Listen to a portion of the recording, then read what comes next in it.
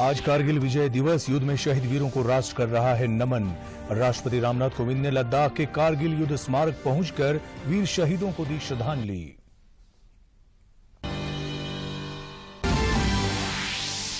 राज्य में कोरोना रोधी टीकाकरण की गति में आई तेजी। पिछले 24 घंटे में 1,54,000 से अधिक लोगों ने लिया कोविड-19 का टीका।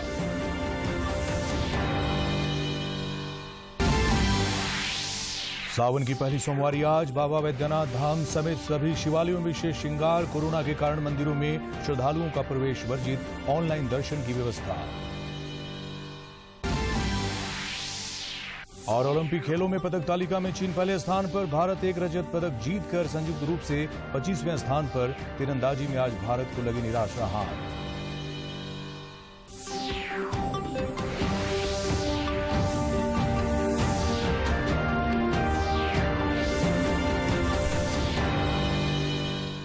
नमस्कार, खबरें झारखंड देख रहे हैं आप। आपके साथ मैं हूं अरविंद। समाचारों में आगे बढ़ने से पहले ये संदेश। देश भर में 18 वर्ष से अधिक आयु के सभी लोगों के लिए सरकारी केंद्रों में निःशुल्क टीकाकरण अभियान चलाया जा रहा है। दूरदर्शन आप लोगों से अपील करता है कि कोविड रोधी टीका जरूर लगवाएं। कोरोना महामारी के प्रति कोई भी लापरवाही न बरतें। जब तक आवश्यक न हो घर से बाहर न निकलें और इन आसान उपायों का पालन करें। मास्क लगाएं, 2 गज की सुरक्षित दूरी बनाए रखें, बार बार हाथ धोएं और चेहरा साफ रखें। कोविड से संबंधित जानकारी और मार्गदर्शन के लिए राष्ट्रीय हेल्पलाइन काम कर रही है। इनके नंबर हैं 011-2397-8046 और 1075। इसके अलावा राज्य हेल्पलाइन नंबर 104 डायल कर समस्या का त्वरित समाधान लिया जा सकता है। और अब समाचार विस्तार से। राष्ट्र आज कारगिल विजय दिवस की 22वीं वर्षगांठ मना रहा है और इस अवसर पर कारगिल युद्ध में शहीद हुए वीरों का स्मरण कर रहा है। आज ही के दिन 1999 में भारतीय सशस्त्र सेना ने ऑपरेशन विजय के तहत करगिल क्षेत्र को पाकिस्तानी सेना समर्थित घुसपैठियों से खाली कराया था। राष्ट्रपति रामनाथ कोविंद ने आज लद्दाख के द्रास क्षेत्र में करगिल युद्ध स्मारक पहुंचकर शहीद सैनिकों को श्रद्धांजलि अर्पित की।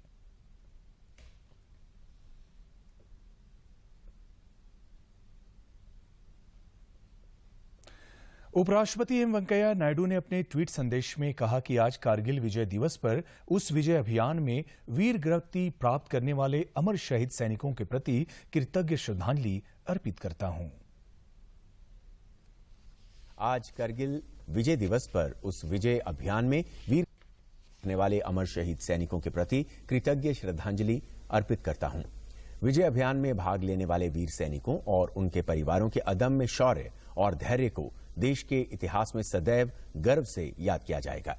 देश की सेनाएं दुर्गम इलाकों में दुरूह परिस्थितियों में सीमाओं की रक्षा करती हैं। प्रधानमंत्री नरेंद्र मोदी ने भी ट्वीट कर देश की रक्षा में प्राण की आहुति देने वाले जवानों को श्रद्धांजलि दी है। विजय दिवस पर हम उन सभी को श्रद्धांजलि देते हैं जिन्होंने देश की रक्षा करते हुए करगिल में अपने प्राणों की आहुति दे दी।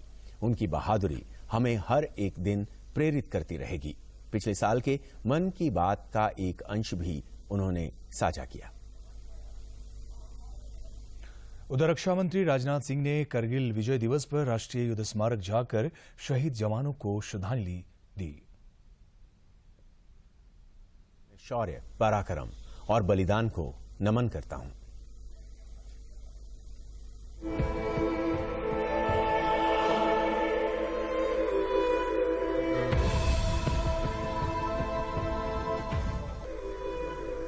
कारगिल युद्ध के महान शूरवीरों ने भारत की रक्षा का स्वर्णिम अध्याय अपने शौर्य, पराक्रम और बलिदान से लिखा है। कठिन और प्रतिकूल परिस्थितियों के बावजूद भारतीय सेना ने कारगिल में जो विजय प्राप्त की वह अपने आप में अतुलनीय है। मैं कारगिल युद्ध में वीर गति प्राप्त करने वाले सभी वीर सैनिकों के परिवारों को फिर से यह भरोसा देना चाहता हूं कि यह देश उनके बलिदान को, उनकी स्मृति को कभी नहीं भूल सकता। दिल्ली में राष्ट्रीय युद्ध स्मारक हमारी इस प्रतिबद्धता का प्रतीक है। अमर चक्र पर जल रही अमर ज्योत भारतीय सेना के पराक्रम और बलिदान की अग्नि साक्षी है। इधर संसद के मानसून सत्र के दौरान भी कारगिल युद्ध में वीर गति प्राप्त करने वाले जवानों को श्रद्धांजलि दी गई।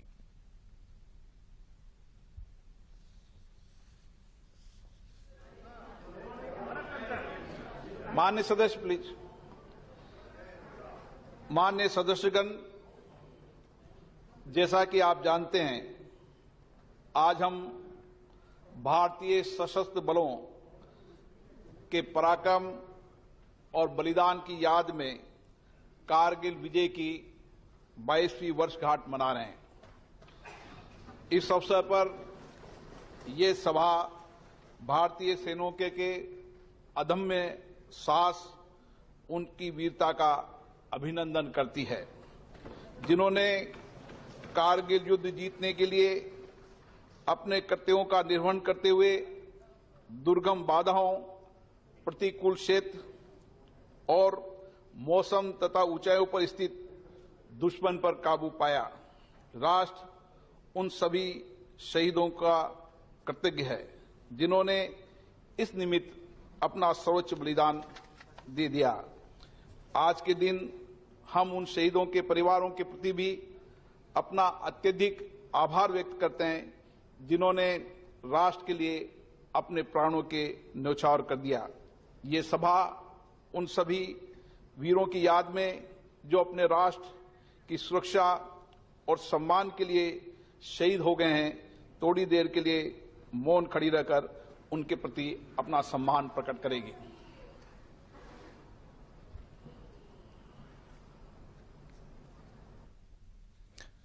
बाद में मानसून सत्र के दौरान संसद में जमशेदपुर के सांसद विद्युत वरण महतो ने शिक्षा विभाग से जुड़े प्रश्न किए, जिसका जवाब केंद्रीय शिक्षा मंत्री धर्मेंद्र प्रधान ने दिया। इस बीच विपक्षी सदस्यों के हंगामे के कारण लोकसभा अध्यक्ष ओम बिरला ने सदन की कार्यवाही दोपहर 2 बजे तक के लिए स्थगित कर दिया। भाषा में प्रदान करने की बात कही गई है। अनुसंधान और कौशल विकास में भी स्थानीय भाषाओं की वरीयता तथा प्राधान्यता प्रदान करनी चाहिए। चीन, जापान, फ्रांस, जर्मनी, रशिया इत्यादि देशों में भारतीय स्थानीय भाषा में प्राथमिक तथा उच्च शिक्षा प्रदान की जाती है। अतः मैं माननीय मंत्री जी से जानना चाहता हूं कि स्थानीय भाषाओं के पाठ्यक्रम बढ़ाने तथा पठन पाठन कार्य स्थानीय भाषाओं में करने के संबंध में सरकार क्या कार्य योजना है तथा क्या सरकार शिक्षा, अनुसंधान, कौशल विकास के क्षेत्र में स्थानीय भाषाओं तथा उच्च गुणवत्ता पाठ्य सामग्री उपलब्ध कराने हेतु किसी राष्ट्रीय अनुवाद नीति को बनाने में क्रियान्वित करने के विचार करेगी। देश में कोरोना संक्रमित मरीजों की संख्या में लगातार कमी हो रही है। केंद्रीय स्वास्थ्य मंत्रालय के अनुसार पिछले 24 घंटे के दौरान देश भर में कोविड-19 के 39,361 मरीज मिले हैं। भर में 39,361 नए मामले आए। स्वास्थ्य और परिवार कल्याण मंत्रालय के मुताबिक पिछले 24 घंटों में 39,361 नए मामले दर्ज किए गए। वहीं 35,968 मरीज उपचार कराकर स्वस्थ हो चुके हैं, जिसके बाद देश में रिकवरी रेट बढ़कर 97.35% हो गया है। इस समय देश में सक्रिय मामलों की कुल संख्या 4,11,189 है। पिछले 24 घंटों में देश भर में कोरोना से 416 लोगों की मौत हुई है। इधर झारखंड में पिछले 24 घंटे के दौरान 28 नए कोरोना संक्रमित मरीजों की पहचान हुई है, जबकि 50 से अधिक मरीज स्वस्थ भी हुए हैं। इसके साथ ही सक्रिय संक्रमितों की संख्या घटकर अब 254 हो गई है। पिछले 24 घंटे में 11 जिले में एक भी मरीज नहीं मिले, जबकि सबसे अधिक हजारीबाग और कोडरमा में 4-4 संक्रमित, धनबाद जामताड़ा में 3-3, बोकारो, गुमला और लातेहार में 2-2 और रांची समेत 5 जिलों में 1-1 मरीज मिले हैं। देश में कोविड के खिलाफ जारी जंग में टीकाकरण का अभियान तेज गति से जारी है। देश में पिछले 24 घंटे के दौरान 18,99,874 लोगों को कोविड के टीके लगाए गए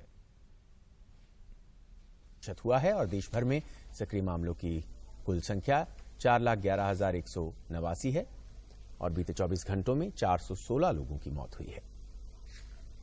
देश में कोरोना के खिलाफ जारी जंग में टीकाकरण अभियान तेज गति से जारी है। देश में अब तक 43.5 करोड़ से ज्यादा कोविड टीके दिए जा चुके हैं। पिछले 24 घंटों में 18,99,874 टीकों की खुराकें दी गईं, जिससे देश भर में कोरोना टीके की अब तक 43,51,96,001 खुराक दी गई है। इधर झारखंड में भी कोरोना रोधी टीकाकरण की गति में तेजी आई है। पिछले 24 घंटे में 1,54,000 से अधिक लोगों ने लिया कोविड-19 का टीका। स्वास्थ्य विभाग के अनुसार राज्य में अब तक 88,89,492 लोगों को कोविड रोधी टीका लग चुका है। इनमें से 72,45,518 लोगों को पहला और 16,43,000 लोगों को दोनों डोज लग चुके हैं। केंद्र सरकार से अभी तक झारखंड को 83,02,030 डोज प्राप्त हुआ है, जिसमें से 28,400 डोज बर्बाद हुए और अभी 3,84,000 डोज स्टॉक में हैं।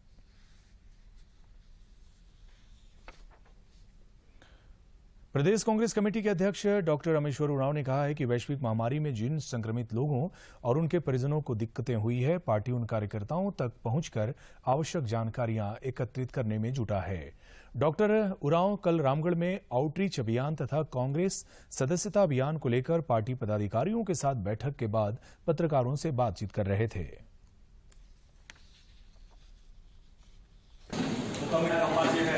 हमारे बीच में प्रदेश से चलकर आज में आउटरीच के प्रभारी आलोक प्रिया जी हैं हमारे बीच में प्रदेश के कार्य।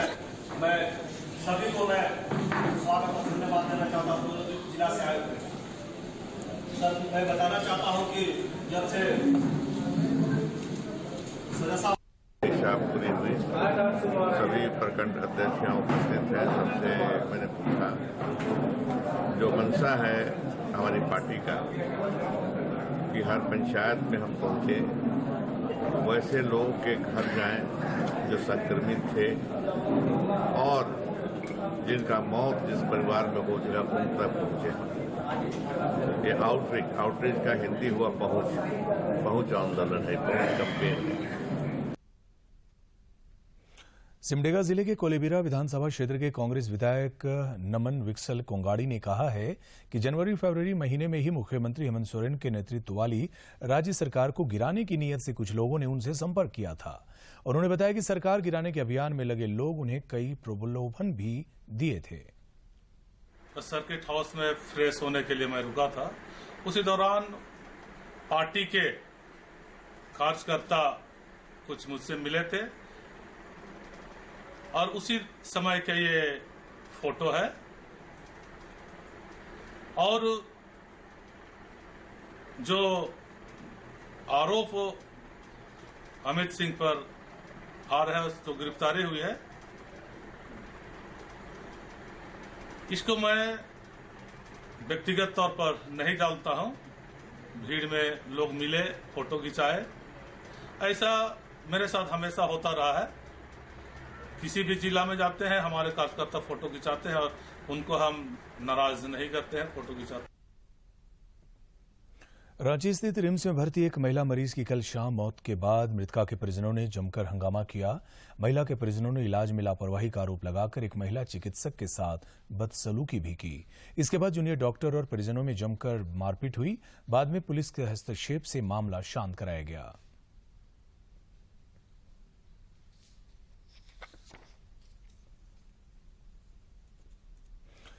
सावन महीने की आज पहली सोमवारी है। देश भर के शिव मंदिरों में इस अवसर पर श्रद्धालु पूजा अर्चना कर रहे हैं। भक्त भोलेनाथ की कृपा पाने के लिए व्रत आदि भी रखते हैं।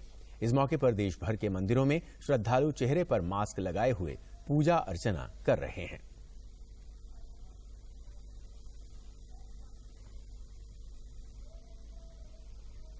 वहीं मध्य प्रदेश के उज्जैन में सावन के पहले सोमवार के मौके पर महाकालेश्वर ज्योतिर्लिंग मंदिर में पुजारी भस्म आरती से भगवान शिव की विशेष पूजा अर्चना कर रहे हैं।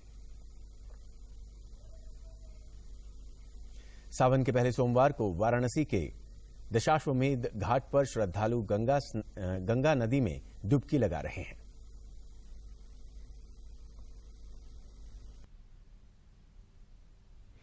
देवघर स्थित विश्व प्रसिद्ध श्रावणी मेले की महिमा अपरंपार है। तभी तो देश दुनिया के तमाम इलाकों से लोग यहां श्रद्धा से सर झुकाने चले आते हैं। भले इस बार देवघर में आयोजित होने वाले श्रावणी मेला स्थगित है, लेकिन इससे इस धाम की महिमा जरा भी कम नहीं होती। पेश है एक रिपोर्ट।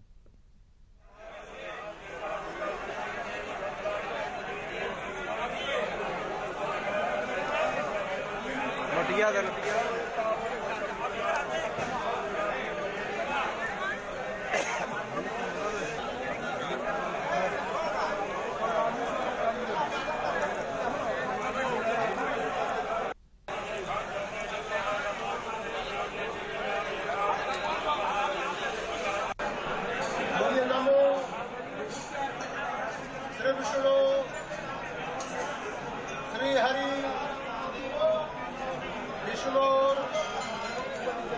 नमो तत्सत नमो अद्य मासोत्तमे उत्तमे मासे शुभे। महत्व तो अनेकों हैं, लेकिन शिव वैसे तो सब सोमवारी का एक भी जैसा महत्व है, क्योंकि शिव वास रहता है प्रत्येक सोमवार को, और शिव के वास में जो पूजा करता है उसका विशेष फल भी प्राप्त होता है। जो मनोकामना लेके आता है वो मनोकामना उसका पूरा होता है। और रही बात जो ये सावन का जो सोमवारी है, इसमें ये विशेषता है जो राजा रामचंद्र जी स्वयं कांवर लेके जल लाए हैं और बाबा बैद्यनाथ, क्योंकि रामचंद्र जी के इष्ट शिव और शिव जी के इष्ट राजा रामचंद्र जी, तो उन्होंने जैसा कि सर्वविदित है कि बाबा बैद्यनाथ अपने मस्तक पर चंद्र को धारण किए हुए हैं। चंद्र का एक नाम सोम भी है, इसलिए सोमवार का दिन भगवान शिव की पूजा के लिए अत्यंत ही प्रशस्त माना गया है। आज सावन की पहली सोमवारी है, बड़ा ही पुण्य दिन है और स्थानीय तीर्थ पुरोहित परिवार के लगभग सभी लोग और स्थानीय देवघर के भी लोग इस दिन व्रत का पालन करते हैं। लेकिन आज इधर राजधानी रांची स्थित पहाड़ी मंदिर में भी कोरोना के कारण मंदिर में भक्तों की प्रवेश की अनुमति नहीं है। इसके बावजूद कई श्रद्धालु पहाड़ी मंदिर के मुख्य द्वार के बाहर ही पूजा अर्चना कर भोले बाबा से आशीर्वाद ले रहे हैं।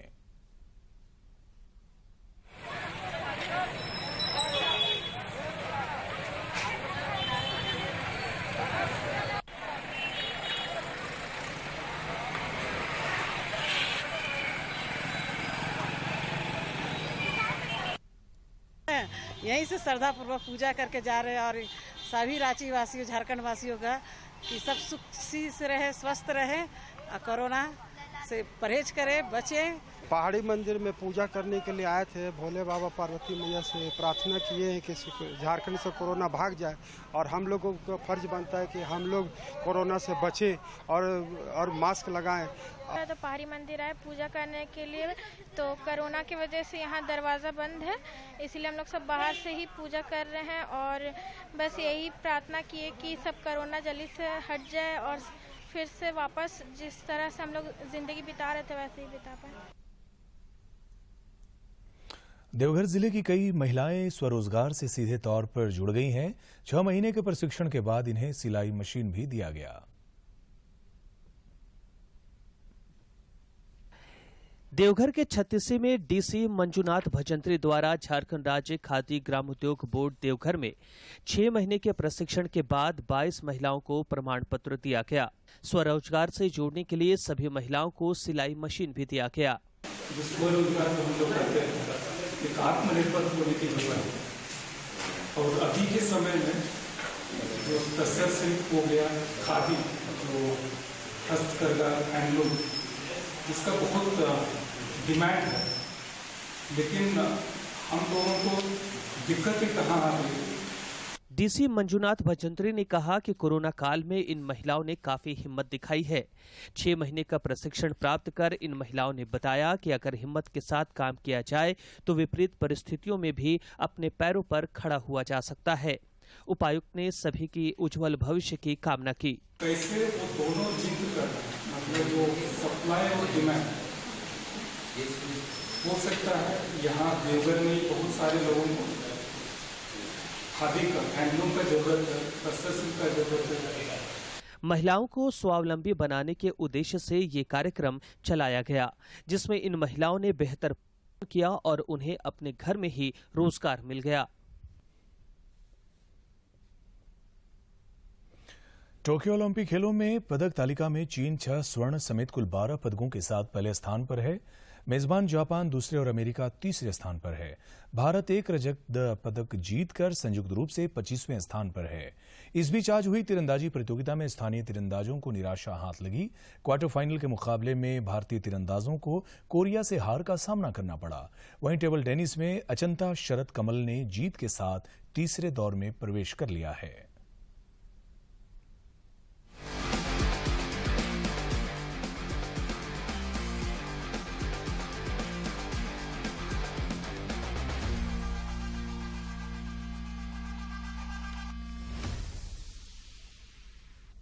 टेबल टेनिस में भारतीय जीत की बड़ी उम्मीद और चौथा ओलंपिक खेल रहे अचंत शरद कमल ने दूसरे दौर में शानदार जीत के साथ तीसरे राउंड में प्रवेश कर लिया।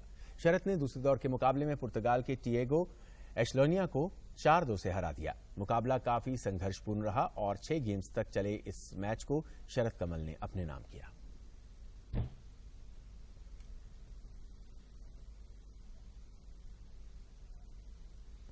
अतानुदास, तरुणदीप रॉय और प्रवीण जाधव की भारतीय तीरंदाजी तिकड़ी पुरुष टीम स्पर्धा के क्वार्टर फाइनल से बाहर हो गई है। भारत का क्वार्टर फाइनल में सामना कोरिया के साथ था, जहां कोरिया के तीरंदाजों ने जबरदस्त प्रदर्शन करते हुए भारत को 6-0 से हराकर सेमीफाइनल में प्रवेश किया। इससे पहले भारतीय पुरुष टीम ने कजाकिस्तान को हराकर क्वार्टर फाइनल में जगह बनाई थी। भारतीय महिला टेबल टेनिस खिलाड़ी सुतीर्था मुखर्जी को महिला एकल के दूसरे दौर के मैच में पुर्तगाल की फू यू के हाथों 4-0 से हार का मुंह देखना पड़ा। सुतीर्था ने पहले राउंड में स्वीडन की खिलाड़ी के खिलाफ अच्छा खेल दिखाया था और एक अच्छी जीत दर्ज की थी, लेकिन दूसरे दौर में वो अपनी लय से भटकी हुई नजर आईं और उन्हें एक पॉइंट के लिए जूझना पड़ा। भारतीय तलवारबाज भवानी देवी तलवारबाजी के राउंड ऑफ 32 से बाहर हो गई हैं। भवानी देवी को दूसरे दौर के मैच में फ्रांस की मैनन ब्रूने ने 15-7 से हरा दिया। ब्रूने की सेबर के ड्रॉ में चौथी सीड हासिल थी, जबकि भवानी देवी को 29वीं। बावजूद इसके भारतीय तलवारबाज ने शानदार खेल दिखाया, 7 अंक हासिल किए। इससे पहले भवानी देवी ने पहले दौर में ट्यूनीशिया की बेन अजीजी नादिया को 15-3 से हराकर दूसरे दौर में जगह बनाई थी। इधर ओलंपिक में सिल्वर मेडल दिलाने वाली भारोत्तोलक मीराबाई चानू को आज लोकसभा और राज्यसभा में बधाई दी गई। मीराबाई चानू आज शाम जापान से नई दिल्ली वापस आएंगी। चानू आज स्वदेश लौट रही हैं। चानू ने पहले ही दिन 49 किलोग्राम महिला वर्ग के वेट लिफ्टिंग स्पर्धा में रजत पदक पर कब्जा जमाया था। मीराबाई चानू आज शाम 5 बजे के करीब नई दिल्ली के इंदिरा गांधी अंतर्राष्ट्रीय हवाई अड्डे पर पहुंचेंगी। देश को ओलंपिक के इतिहास में पहले दिन ही पहली बार पदक दिलवाने का कारनामा करने वाली चानू ने भारोत्तोलन में 21 साल बाद पदक दिलवाया है। हंगरी में विश्व कैडेट चैंपियनशिप में भारतीय टीम के प्रदर्शन पर प्रधानमंत्री नरेंद्र मोदी ने एक ट्वीट संदेश में उन्हें बधाई देते हुए उनके भविष्य के लिए शुभकामनाएं दी है। प्रधानमंत्री ने कहा कि खिलाड़ी लगातार देश को गौरवान्वित कर रहे हैं। विश्व कैडेट चैंपियनशिप में भारत ने 5 स्वर्ण सहित 13 पदक जीते हैं। पर बधाई दी है। अपने ट्वीट में पीएम ने कहा है कि हमारे खिलाड़ी हमें लगातार गौरवान्वित कर रहे हैं। भारत ने बुडापेस्ट हंगरी में विश्व कैडेट चैंपियनशिप में 5 स्वर्ण सहित 13 पदक जीते हैं। हमारी टीम को बधाई और उनके भविष्य के प्रयासों के लिए शुभकामनाएं।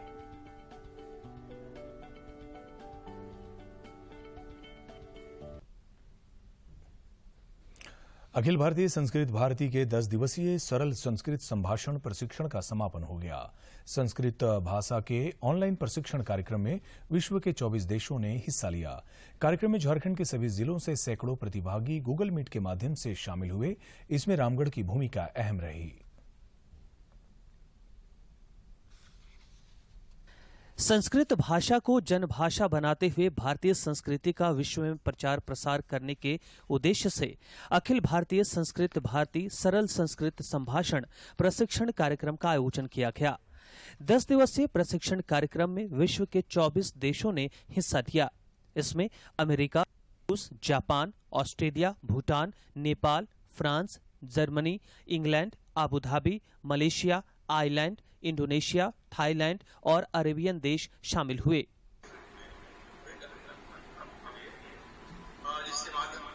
कार्यक्रम के उद्घाटन और समापन में मुख्य रूप से शामिल विधायक एवं पूर्व मंत्री सरयू राय ने कहा कि संस्कृत भाषा में जो निहित ज्ञान है वो ज्ञान भारत के रग रग में बसा है। संस्कृत भाषा के ज्ञान को जानकर समाज में व्याप्त सभी समस्याओं का समाधान किया जा सकता है। संस्कृत भाषा से आचार विचार शुद्ध होता है और नैतिकता का पोषण होता है।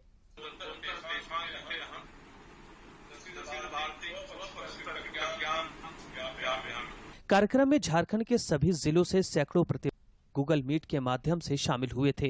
प्रशिक्षण में मुख्य रूप से अवनिंद्र सिंह गंखवार, प्राचार्य डीपीएस बोकारो, राष्ट्रीय अध्यक्ष डॉक्टर गोप बंधु मिश्र, कुलपति सोमनाथ संस्कृत विश्वविद्यालय, स्वामी दिव्य देव, वरीय प्रबंधक आचार्य कुलम रांची के साथ विश्व के 24 देशों में रहने वाले भारत के कई प्रतिष्ठित लोगों ने भी हिस्सा लिया। हम लोगों ने झारखंड में बच्चों के लिए, अभिभावकों के लिए और अतिथियों के लिए, अधिकारियों के लिए ऑनलाइन के माध्यम से संस्कृत का बोलचाल का प्रशिक्षण 12 जुलाई से हम लोग शुरू किए। इस मौके पर रामगढ़ से प्रशिक्षण दे रहे डॉक्टर सुनील कश्यप ने बताया कि संस्कृत भाषा को पूरे विश्व में जनभाषा बनाना ही इस कार्यक्रम का उद्देश्य है। संस्कृत भारतीय ग्रंथे यत् लिखितम अस्ति, भारतीय दर्शने यत् लिखितम अस्ति, आयुर्वेद मध्ये यत् अस्ति, कोरोना काले यत् अस्माकं भारतीय साहित्यं, भारतीय शास्त्र द्वारा यत् वयं प्राप्तवन्तः, अत्र संस्कृत साहित्ये निहितम अस्ति। प्रशिक्षण लेने वाली शिक्षिका और पेशे से इंजीनियर ने संस्कृत के महत्व के बारे में बताया। इंजीनियर रंजित चौधरी ने कहा कि कंप्यूटर की शुरुआती भाषा संस्कृत रही है। अभी इसका संचालन 21 देशों में हुआ, जिससे बहुत सारे लोग लाभान्वित हुए हैं। इसका उद्देश्य है, संस्कृत सभी भाषाओं की जननी है और इस भाषा को अगर बच्चे जान गए, हम लोग जान गए, तो हम अपनी संस्कृति के साथ साथ अन्य भाषाओं को भी बड़ी अच्छी तरह से जान सकते हैं। मुझे बहुत अच्छा लगा, इसे सीखने का मौका मिला अपने को। ठीक है, और धीरे धीरे जो ये संस्कृति को लोग भूलते जा रहे थे, अभी क्या हुआ कि ऑनलाइन के माध्यम से सारे लोग सजग हो गए इस चीज। मुझे पता चला कि बहुत सारे देशों में भी सीखा जा रहा है, विदेशी लोग भी सीख रहे हैं। देवों की भाषा संस्कृत सभी भाषाओं की जननी है। प्रशिक्षण कार्यक्रम के माध्यम से विभिन्न 24 देशों का जुड़ना ये दर्शाता है कि संस्कृत को लेकर पूरी दुनिया में रुचि है। रामगढ़ से कौशल किशोर तिवारी की रिपोर्ट। दूरदर्शन झारखंड पर पल पल की खबरों से जुड़े रहने के लिए आप हमारे social media platform Twitter, Facebook और यूट्यूब से भी जुड़ सकते हैं, क्योंकि खबरों से जितना बाखबर रहना जरूरी है, उससे ज्यादा जरूरी है सटीक, संतुलित और निष्पक्ष समाचार। हमारा ट्विटर हैंडल और फेसबुक पेज है डीडी न्यूज झारखंड। आप हमें YouTube channel Jharkhand DD news पर भी देख और सुन सकते हैं। न्यूज बुलेटिन के अंत में मुख्य समाचार एक बार फिर। आज कारगिल विजय दिवस, युद्ध में शहीद वीरों को राष्ट्र कर रहा है नमन। राष्ट्रपति रामनाथ कोविंद ने लद्दाख के कारगिल युद्ध स्मारक पहुंचकर वीर शहीदों को दी श्रद्धांजलि। राज्य में कोरोना रोधी टीकाकरण की गति में आई तेजी। पिछले 24 घंटे में 1,54,000 से अधिक लोगों ने लिया कोविड-19 का टीका।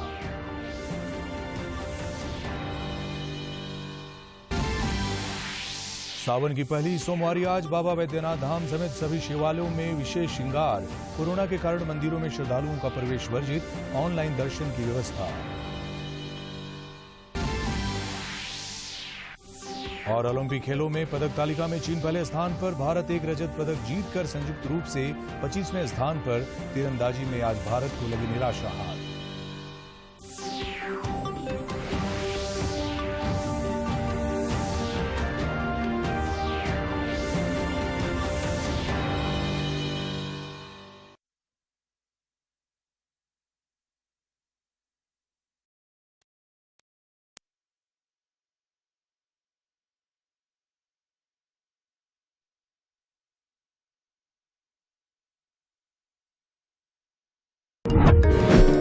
प्यारे बच्चों, कोविड-19 के कारण आप सभी अपने अपने घरों में रहकर ही अपनी पढ़ाई कर रहे हैं। ऐसे समय में आप अपनी पढ़ाई को रोचक तरीके से सीख समझ सकें, इसके लिए झारखंड सरकार द्वारा प्रस्तुत किया जा रहा है हमारा दूरदर्शन हमारा विद्यालय कार्यक्रम। इसके माध्यम से आप प्रत्येक दिन सोमवार से शुक्रवार तक पूर्वाह्न 10 से 12 तथा अपराह्न 1 से 2 बजे तक